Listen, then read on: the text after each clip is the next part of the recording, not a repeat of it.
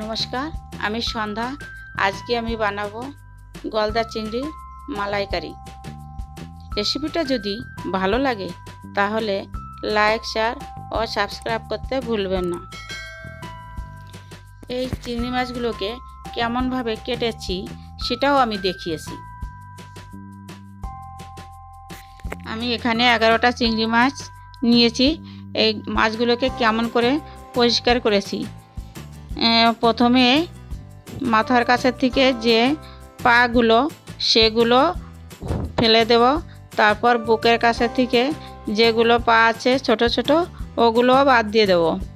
আর মাথার ভিতরে একটা নোংরা থাকে সেটাও আমি ওই শক্ত সুরের সাহায্যে আমি ফেলে দেব।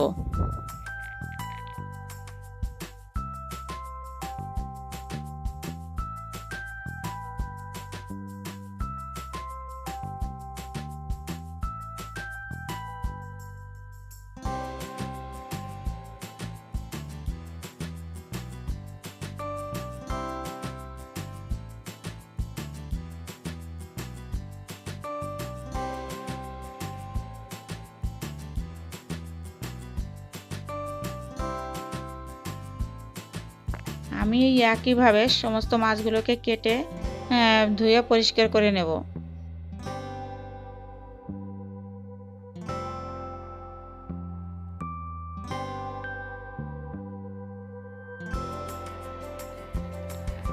ওই একইভাবে আর একটা মাছকে আমি কাটা দেখিয়ে দেব।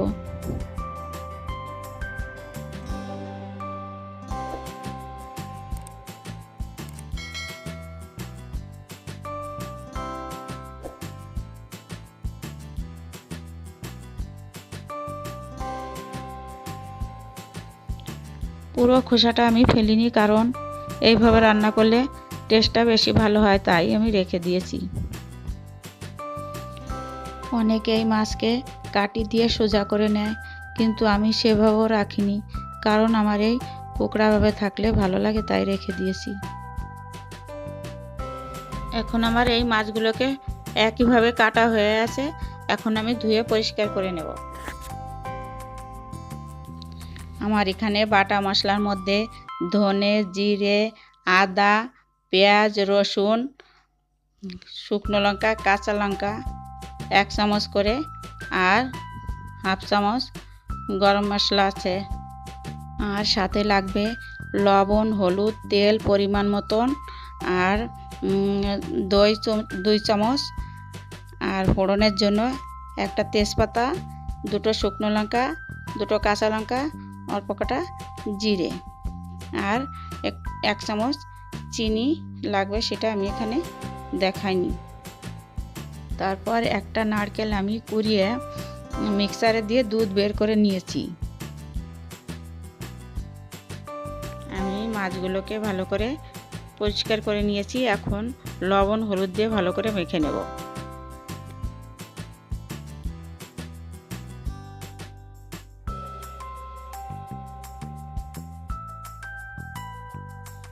লবণ হলুদ মাখানো হয়ে গেছে। এখন আমি গ্যাসে কড়াই বসিয়ে দেব। কড়াই বসিয়েছি গ্যাসে। এখন গরম হলেই তেল দিয়ে দেব। তেল গরম হলেই মাছগুলো এক এক করে ছেড়ে দেব।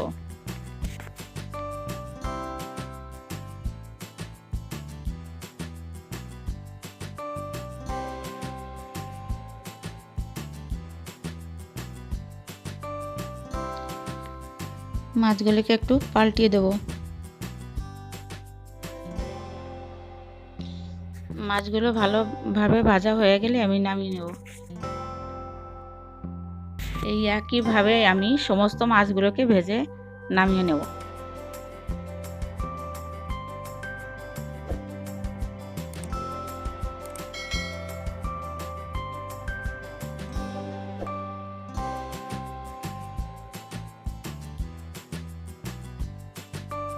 মাছগুলি আমার ভাজা হয়ে গেছে। এখন ওই একই তেলের মধ্যে 1 চামচ ঘি আমি দিয়ে দেব।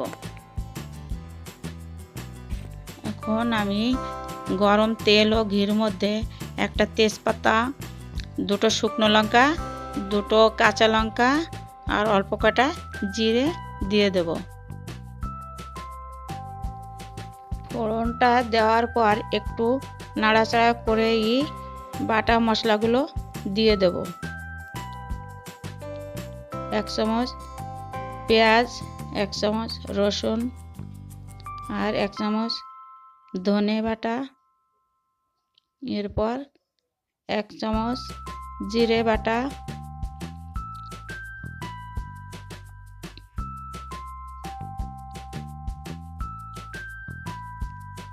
1 চামচ আদা বাটা,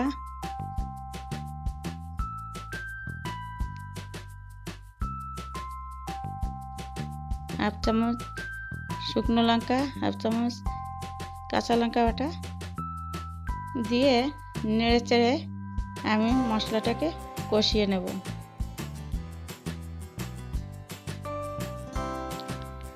মশলাটা বেশ কিছুটা কষানো হয়ে আছে। এখন 2 চামচ মতো দই দিয়েই আর একটু ভালো করে কষিয়ে নেব।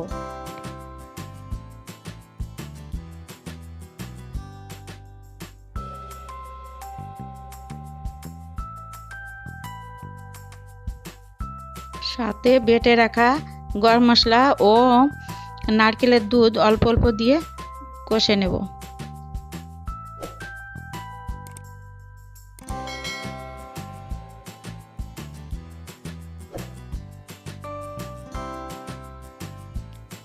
সুন্দর করে কষানো হয়ে আছে।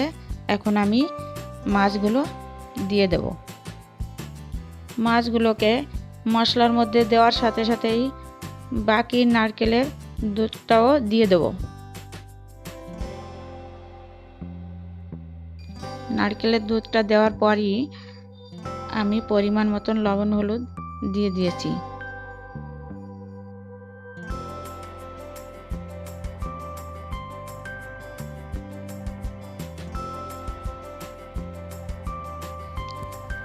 লবণ হলুদ দেওয়ার পর আমি ঝোলটাকে জাল দিয়ে কিছুটা গাঢ় করে নেব।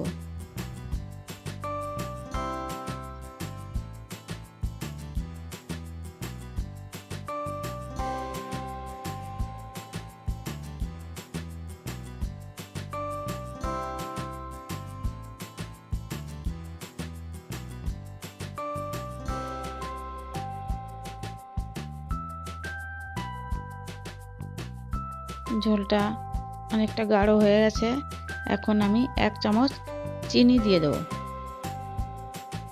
বাকি রান্নাটুকু হয়ে গেছে, এখন আমি নামিয়ে নেব। গলদা চিংড়ির মালাইকারি আমার রেডি। এখন পরিবেশন করতে বাকি। গলদা চিংড়ির মালাইকারি গরম ভাতের সঙ্গে কে না পছন্দ করে, তাই আমিও প্রেজেন্ট করলাম। ভিডিওটি যদি আপনাদের ভালো লাগে তাহলে লাইক, শেয়ার ও সাবস্ক্রাইব করতে ভুলবেন না। এখন আমি আসছি, আবার দেখা হবে অন্য কোনো রেসিপিতে। বাই।